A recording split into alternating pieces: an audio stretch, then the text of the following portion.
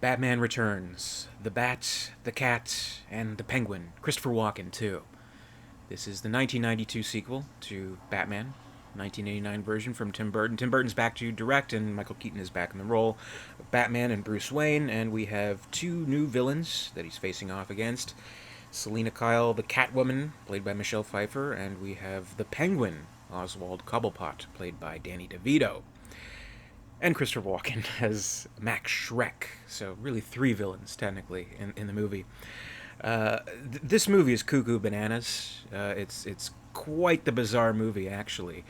Very very strange, but I mean, in the best possible kind of way, I think. Um, Definitely, I mean, after the success of the huge success of the first film, Tim Burton returns and probably had a great deal more creative reign over this film, and I think even whether it be as a compliment or whether it be as a criticism, I think what a lot of people will say about this movie is that it feels a lot more like a Tim Burton movie than a Batman movie in a lot of ways, and I think that's true. It's definitely very different from the first movie. So, for one thing, I mean, this is completely self-contained. It is a sequel. It is Batman Returns, and we have a lot of the same cast. Um, but I mean, you wouldn't really have to have seen the first movie to get a hold of what's going on here. No like real like specific references or like continuation from the plot of the first movie. It's its own kind of thing. And what makes it really stand out, I guess, is that it's a Christmas movie to boot. So I mean, I don't know. I revisited this recently this summer, but I don't know. I'm always kind of hesitant to return to the movie to watch it at any time because I'm always like, maybe I should wait for like Christmas time to watch the movie. Even though I mean it's quite a I don't know, very dark kind of Christmas movie, but it's something a good alternative to the happy bright Hallmark kind of Christmas movies that you may be seeing. But I mean it's a good movie to watch any old time. It's quite the good Batman movie, I think, and it does definitely reach uh, even darker notes, I would say, than the first film does, which it was known for having Batman take this darker turn. A lot more morbid and a lot more tragic, I guess. I mean, it is this big melodramatic operatic tragedy, really. What it all amounts to, all wrapped up in a Christmas bow, which I do have to applaud Tim Burton for making this more than just a silly kids movie and taking it to certain extremes, even more, at least in certain aspects, more extreme, more mature, edgier than what we saw in like the Nolan movies, which are, of course, praised for being, so grounded and realistic and mature and things like that. So, this one at least gives it kind of a run for its money in that respect. Um, but it also kind of led to the downfall of this particular kind of continuity with Tim Burton, with Michael Keaton, with this kind of tone that is preserved only in these first two films, which I guess makes them all the more precious. So, unfortunately, in taking a little bit of a risk and making this kind of a different type of movie, a lot of children may have been traumatized by it. Couldn't quite sell all the Happy Meals that it was intending to, I guess. Children running out of the theater crying. I don't know, but whatever. It's fine. I guess I guess it was the hero we needed, but not what we deserved at the time. Um, so you can condemn it for that, but I don't know. It's all the more precious for that, and at least they're able to get this movie made and released and unleashed into the world, and it's definitely unique, and for sure it's a plot that you don't really see in too many movies for kids. I mean, there's some stuff in here. It's like, really, this is a superhero movie, kind of fun. It's all about, like a, a recall election and you know political corruption and genocide attempts and all this weird sexual energy between two leather-clad people and very strange kind of stuff. Um, Basic plot of the movie: we have Gotham City once again in turmoil, crimes kind of still, even with Batman, I guess, still kind of where it is. Still kind of raining, and we hear, kind of murmurs about this circus gang and this penguin man living in the sewers and all that.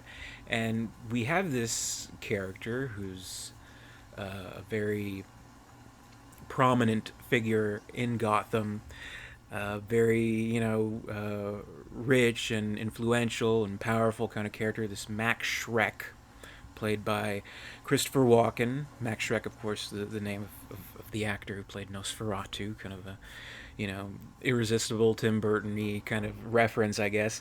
He has this plan to build this power plant in Gotham, but he can't get the permits for it. He can't get allowance from the mayor of Gotham City. Can't quite get the backing. So what he does is, when he meets this penguin creature, who is indeed really real, not a tabloid creation, as the newspaper boy, he's putting out papers like Penguin Boy, Penguin Boy. Yeah, no, he's real, and he has his own kind of plan, and he teams up with Max Schreck to unleash more crime into the city, more chaos, to basically incriminate the mayor and have people to think he's not doing his job, he's not incompetent. So let's get a new mayor, let's recall him, let's have a new election, let's vote in this Oswald Cobblepot, who, thanks to Shrek, he's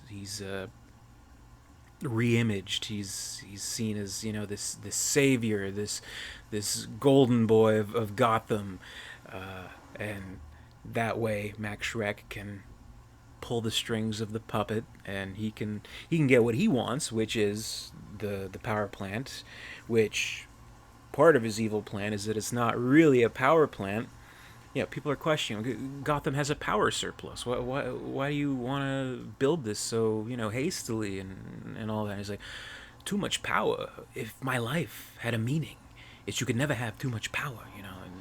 And what we find out through his secretary, or his assistant, Selena Kyle, when she kind of just accidentally stumbles upon it, is that it is not really a power plant. It's a power plant in name only. It's actually designed to suck power out of Gotham and steal its power. So whatever the end game with that is, I mean, is anybody's next best guess, which I suppose would be to siphon it off and resell the power to Gotham, and build this legacy for him and his son, and that's what his end game is. And oh yeah, Batman's in the movie. He's there meddling, stopping the crime from the circus gang, and observing kind of the sketchy nature of the Penguin, and not trusting him, as all of Gotham has been doing so easily, and getting into spats with Selena Kyle, the Catwoman, who was thrown out the window through Max Schreck after figuring out his evil plan, and either resurrected through cats biting at her and licking her, or maybe just head trauma, and however you wish to interpret that. So Batman is definitely involved, though I guess a criticism of this movie from a lot of people is Batman's not really in it that much. He's kind of playing second or third fiddle to the villain of the week showcase, which, I mean, that's valid, I think. But I think, because Tim Burton has responded to these criticisms. He's like, well, Batman's not really the kind of character who would want to be front and center. You would kind of want to be in the periphery of it all, and he's only really there when he's absolutely needed. Which I don't know. I guess that's fair enough. I mean, we saw a good deal of him in the first movie, even though he was kind of sidelined by the villain of that movie too. So I mean, that's just kind of how these movies have tended to work, I guess. I think we get a fair enough amount of Batman. I think it's fair enough, and Bruce Wayne too, of course. So I think it's it is a fair criticism, but I mean, I think in some cases it's a little bit exaggerated, because I mean, Batman's a fair part of the movie, and the villains in a lot of ways kind of define him anyway. So that's how it all comes together. In putting all these antagonists together, these villains, we have the Penguin, we have Catwoman, we have Max Schreck, and kind of all mixing them together, putting them against Batman. I mean, which would kind of be sort of, I don't know, the formula that they would happen to kind of develop for the Batman series, and what we've seen a lot of other movies. Like always, when the sequel comes along, we can't just have one villain. We have to do two villains teaming up together and all that. With this movie, I mean, maybe because it was kind of sort of the initial superhero movie to kind of follow that formula. It's done in a fair enough way. It feels at least congruent enough with the film and how they all kind of team up and stuff like that. It's not as cheesy as like, hey, you hate Batman, I hate Batman too, let's team up. They're at least all kind of connected. Even from the very beginning. I mean, obviously with Selena Kyle, who is connected to the Max Schreck character, and Oswald Cobblepot and his connection. So when they team up, it's kind of like halfway through the movie at least. It's not like done like right in the last act, like something like Spider-Man 3, where they literally just like randomly meet in an alley and they're like, hey, let's team up.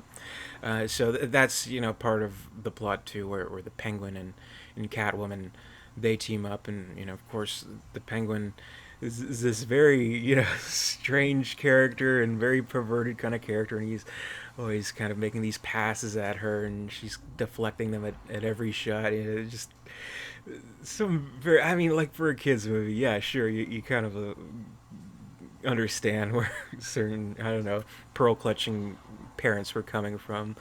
One of his lines is, there's the pussy I was looking for. She's like, Batman's a fly in my ointment. Ointment? Scented or unscented? Like, Jesus Christ. Simmer down, Penguin. And, like putting the pin on his Penguin group. He's like, here, take a button, pressing against her chest and all that. I mean, yeah, I get it. But anyway, I mean, they have this whole kind of plan to frame Batman. The tree lighting ceremony. Let's capture Miss Gotham, and let's make Batman seem like he was responsible for it. Though in that scene, we get a good sense of the dynamic between these villains, in that the Penguin, he seems to be the truly evil one, where Catwoman, she kind of explains that she felt that they were just going to scare the Miss Gotham, Princess of Gotham, she looked pretty scared to me, but we sense that there's at least a little bit of morality to her, which is a good thing to the Catwoman character. I think they get a lot of that down pretty well. I mean, Catwoman is kind of known for having these shades of good within her evil, which makes the relationship between her and Batman all the more interesting, because there is a goodness in her, and there's the potential for evil in Batman. So it's a good relationship, I think, a good dynamic between the two, and I think they got that pretty solidly in this movie. And of course, I mean, I think Michelle Pfeiffer plays Catwoman perfectly. Just absolutely great performance from her, and it is a interesting and daunting transformation that she takes from, the meek, kind of flustered Selena Kyle, who's, the down on her luck secretary or assistant, and then to this Catwoman, which, is a very empowered kind of character, and a very, take no shit kind of character, which is the complete opposite of Selena Kyle. And I think the way Pfeiffer plays it is quite brilliant. Actually, I think she's one of the best of these movies of, the superhero villains. I think she's right up there with, name the absolute best, like the Nicholson Joker, or the Ledger Joker. And, I'd say I do prefer her to the Hathaway Catwoman, which was a different, interpretation. This one's a lot more, very literally Catwoman, very, psychologically scarred in a similar way that Batman kind of is. Each kind of, having this traumatic experience in an alleyway, and emerging as something completely different. So, I mean, there's a good connection between the two, and it definitely doesn't shy away from playing into the sexuality between the two characters, because, I mean, you kind of step back from this and think, well, these two characters, they're like a very, sadomasochistic, sexually charged kind of fighting between them, and this, they're in this basically like S&M fetish gear. You kind of like step back and you're like, this is kind of, I don't think this is for kids. Like, that's a theme throughout the movie. I don't think it is for kids, but it is interesting. It's an interesting play on the characters, and I do think there's something kind of moving about the relationship, and that, of course, what you got to do, you can't just have Batman and Catwoman in their suits. You got to explore them as Bruce Wayne and Selena Kyle, and they work that in pretty okay. I mean, it like seems kind of like forced in that, Bruce Wayne visits Shrek's office, and he happens to see Selena Kyle there, and then they go on a date and all that. But it works fine, and they have this really good scene where they're on the couch, they're passionately embracing and making out, and they're trying to hide their wounds from previous battles, and they don't really know that what their true identities are. But then it's found out near the end of the film at the masquerade ball, and again, a very kind of moving scene where Batman repeats a line to Selena Kyle that she had told him as Catwoman when he was Batman, about the mistletoe. A kiss can be, or a mistletoe can be deadly if you eat it. A kiss can be even deadlier if you mean it. And he repeats that to her, and there's this great pause between the two when they realize who they really are. And of course, in like the most obvious kind of symbolism, they're at a masquerade ball, everyone's wearing masks and they're not wearing masks. So I mean, it's good. I think it works. It's nice. I think plays in pretty well too. The over the top operatic, tragic nature of the film, and really what it all amounts to, what the big evil villain plan is. Even though, of course, we have all this stuff with the recall, we have the Penguin's mayoral campaign, and his prospects there, and Max Schreck pulling the strings, and giving him this false perception to all the people of Gotham, and everyone's starting to love him and think he's just a disadvantaged kind of guy who kind of rose up, and all that. But what his evil plan is quite biblical. He's planning to get access to all the names of the firstborn sons of Gotham, because he was the firstborn son of the Cobblepots, and in seeing his deformities and that he was this kind of hideous penguin boy, they threw him into the river, into the sewer, and that's where he was raised. And that's the vengeance that he wants to take. And he's in some way he's momentarily kind of swayed by that, and he gets the taste of the power of like someone like Shrek does have, and this whole plot about being mayor and stuff like that. And he almost kind of puts it aside, but then Batman kind of reveals his true nature to Gotham, and does the whole little thing with like recording him. I play this stinking city like a harp from hell, and all that. And they throw tomatoes and at him. He's like, "Why does everyone bring tomatoes to a speech?" There's a good humor like that. So his plans are foiled, or his campaign is foiled. But then he goes right back to the genocidal plan, which again, for a kids movie. I mean, it's not like he's like building a giant death ray that's going to destroy the whole city. Blah ha. No, it's a very complicated kind of plot to the movie where all these seedy dealings with the corruption of Gotham, and Max Shreck's abuse of power, and all kind of stuff that I mean, quite honestly, doesn't feel too far fetched. You open the paper every day and you see like examples of terrible, terrible corruption with politicians, with big companies. So I mean, it doesn't really feel that far fetched or anything like that. So I don't know. Just the fact that they go for it in this kind of movie is interesting, and it feels like, at least at the time, this is 1992, so it kind of feels like maybe there was some influence from the Dukakis, Bush campaigns, sort of, I guess, and all the mudslinging and kind of dirty playing that's commonplace now. But felt like maybe there was some uh, influence there. So take all that however you want with this movie, however it works into this crazy, crazy, wacky, cuckoo bananas kind of plot. I think it plays maybe even better than it really should. Uh, it does have a lot to it. It has a lot of kind of complex things, a lot of sidelines, and different plot points kind of weaving together, but it all kind of fits. I don't know,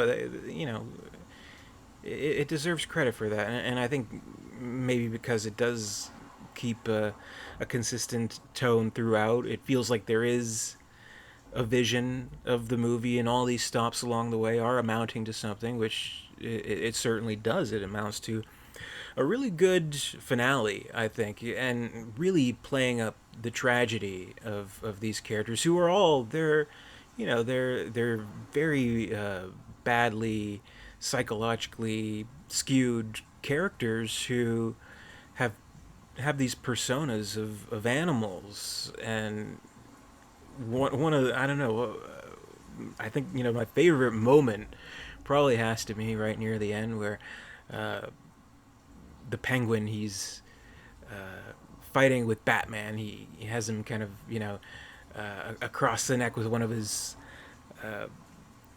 umbrellas, choking him, and he's like, "You're just jealous because I'm a genuine freak, and you have to dress up." And without skipping a beat, Batman's like, "You might be right." So I don't know. I don't think that's just a sly line. I think there may be some truth to that. All these tragic characters trying to define themselves, trying to uh, get what they want, out of life. Penguin wants to fall through this evil plan. Uh, Batman wants to just save and protect, prevent the tragedy that befell him in his youth, and he does that in a lot of ways. He saves the children from being collected, from being brought into the sewers, from the pied penguin. Uh, but what he wants his own personal happiness, and he thinks in finding someone like Selena Kyle, kind of a kindred spirit in the Catwoman. He thinks possibly he can get that, but this is a tragedy, and it ends as such. And uh, she wants to stop Max Shrek, and she wants her own happiness as well, of course.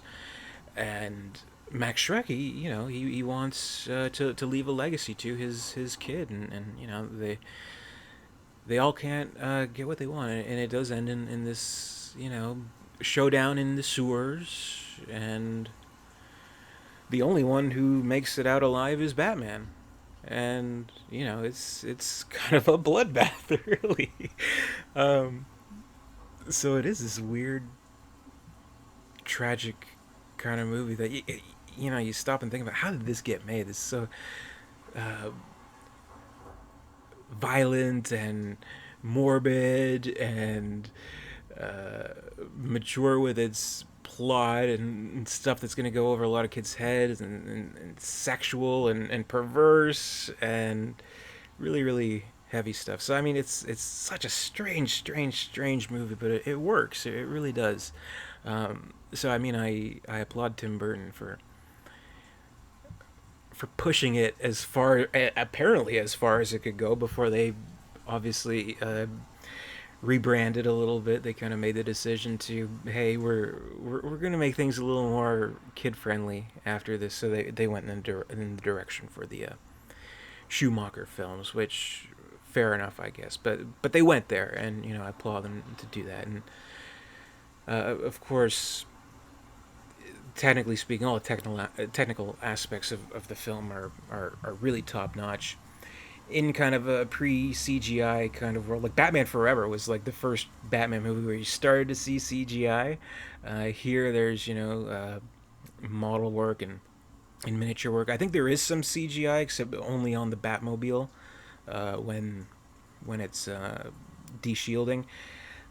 By the way, side note, this still remains my favorite Batmobile. I think it's so cool. I actually had the Batman Returns Batmobile toy as a kid, the one that you like press the button on the top and its sides come off like in the movie, which is pretty cool. But good special effect, great makeup effects. This is Stan Winston Studio creating this Penguin character, which is great. And Danny DeVito, he's great in the role. I mean, he has a lot of fun with it, and the design of it, the way DeVito plays it. I have to say, maybe this is kind of a hot take, if you want to call it that, a controversial opinion, but this is actually my favorite version of the Penguin, my favorite kind of representation of the character, because it is very different from the comics and from the '60s show, where he's more this kind of sophisticate, I guess. Has the monocle, has the cigarette holder, and all that.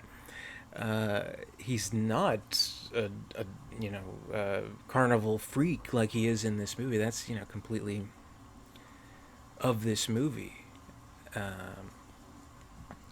and kind of how he's been portrayed in kind of the more modern ways, like you see like in the comics. And I haven't seen too much of the Gotham television show, but it seems to be the kind of direction they went in there. And in the video games, the Batman Arkham City, I know he's portrayed that way in that. This kind of tough crime boss, kingpin kind of guy, which is great, I think. And those renditions are done quite well. And I remember there was a period where everyone was like, who would be a great Penguin?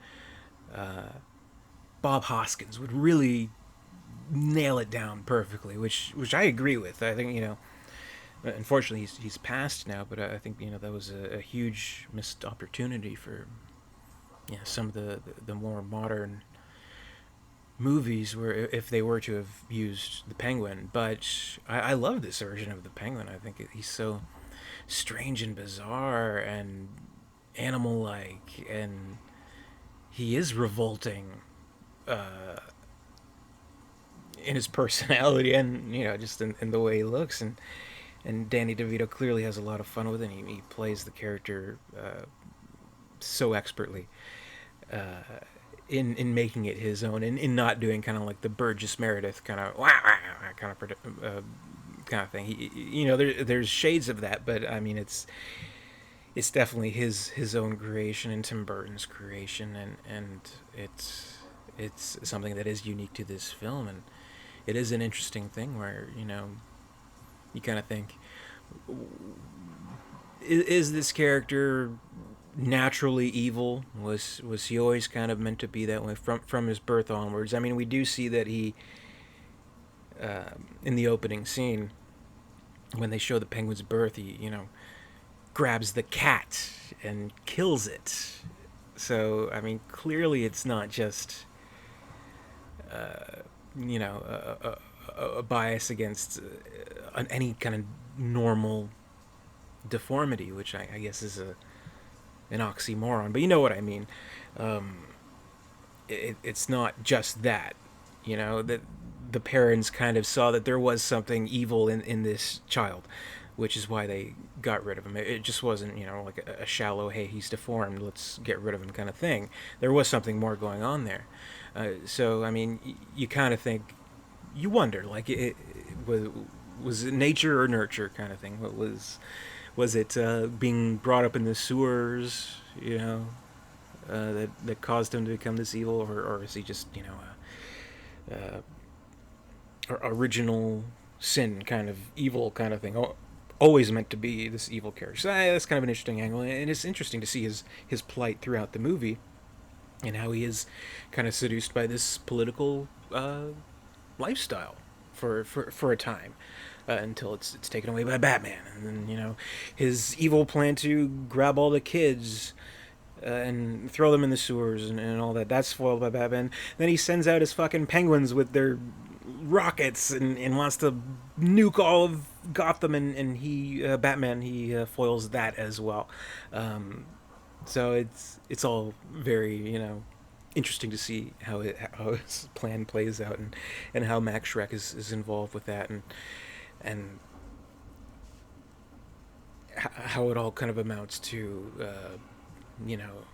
his dying in the sewers, in the water, and the coming up with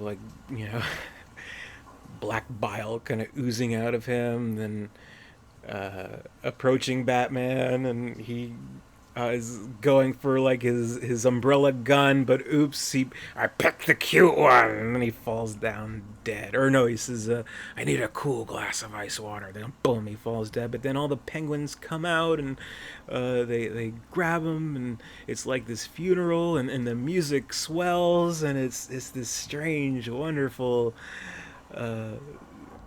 maudlin kind of thing. It's so strange, but so great. And I mean, of course, again, the music by Danny Elfman, the music that was so great in the first one is even better in this film. I mean, this I'd argue that this is one of the best musical scores to a superhero film ever. I mean, it really kind of heightens the drama and the tragedy of the movie. So I think this is one of Danny Elfman's kind of crown achievements in the film. I mean, it is over the top and tragic and operatic as it needs to be, but then kind of like whimsical with the circus kind of music when Batman's fighting off the circus guys and all that. So the music really makes the movie, and of course we always kind of associate this kind of Danny Elfman whimsical kind of music with Tim Burton, so it's a really good matchup with this movie, since it does feel a lot more like a Tim Burton kind of movie. So there's a lot to love about the movie. I mean, I can understand if some people think we needed a little bit more Batman. I get that, and there's something to be said of he really doesn't show up until maybe 10 minutes into the movie. We don't see Batman actually. We get this whole, we meet every other important character in the movie before we see Batman. But it's kind of an interesting thing that when the very first time we see him, he's just kind of sitting alone in the darkness, kind of just brooding.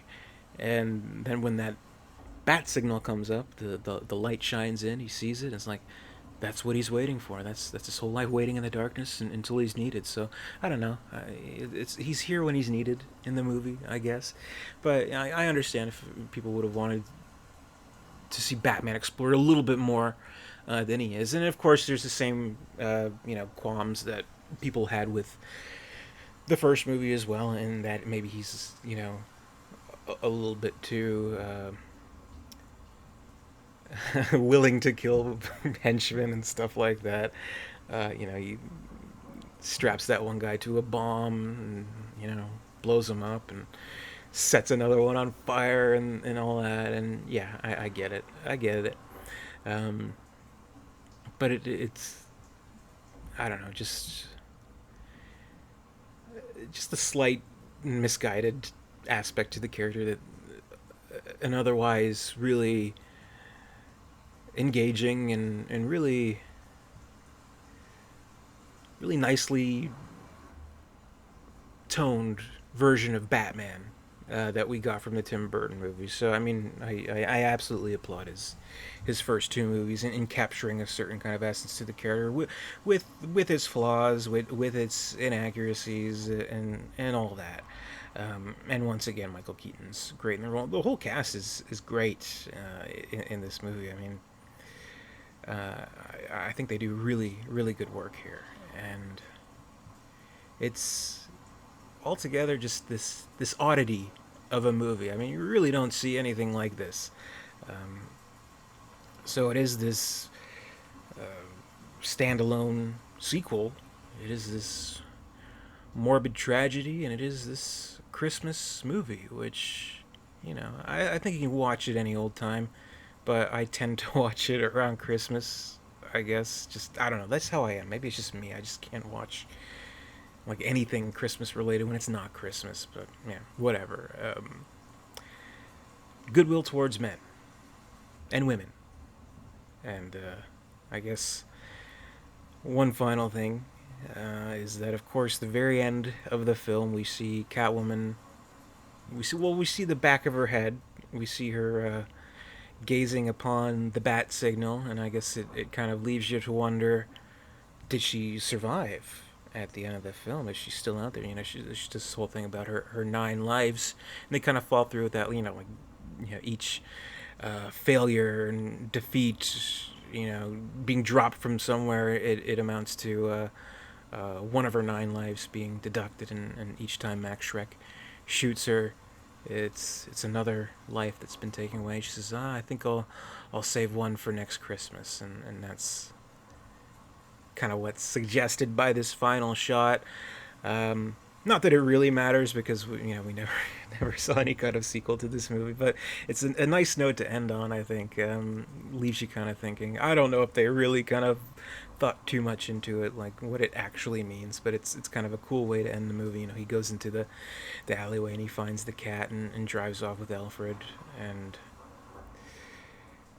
we see her possibly still alive. So something to think about. But yeah, I think it's a terrific movie. I think it's very entertaining.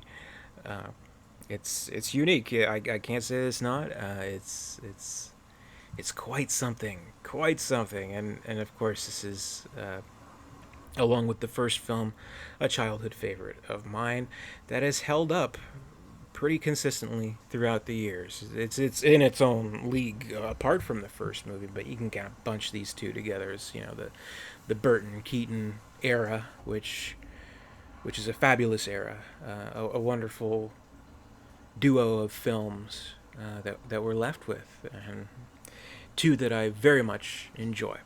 So, Batman Returns is a very good movie, in my opinion. So that's my review. Thank you very much for watching. Stay tuned next time. Same bat time, same bat channel. Comment, rate, subscribe, all that good stuff. And until next time, I'll see you later.